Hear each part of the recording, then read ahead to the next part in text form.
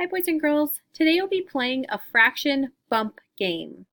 Now, whether it's this exact board, another adding fractions board, or even subtraction, multiplication, or division, all bump games are played the same.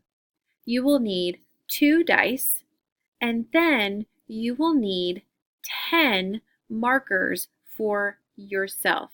So 10 of the same item or 10 of the same colored items so that you know what space is yours. Decide who's going to go first and roll the dice. Let's say you roll 2 ones.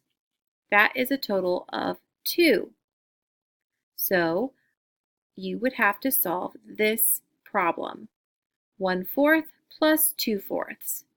That equals 3/4. So you would put your marker over the 3/4 answer. Now it's the next person's turn. Maybe they roll a 5 and a 6. So they're going to solve 1/5 plus 2/5. That's 3/5. Right here, they're going to cover that answer. Now, if someone rolls a 2, then you're going to solve the problem over again. 1/4 plus 2/4 is 3/4.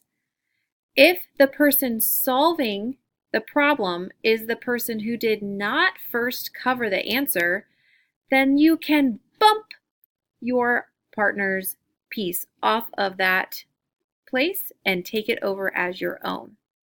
But if you are the one who has your marker on the place first and you get the same problem, you get to put your marker on top of the other. When you get your pieces stacked, that means it is a safe place and no one can steal that from you. So if you get 3/4 twice and stack your pieces, then the person playing against you, if they roll and get an answer of 3/4, they can't bump you and they just lose their turn and have to wait until the next time to try and cover a space. The first person to use all 10 of their markers wins. Have fun!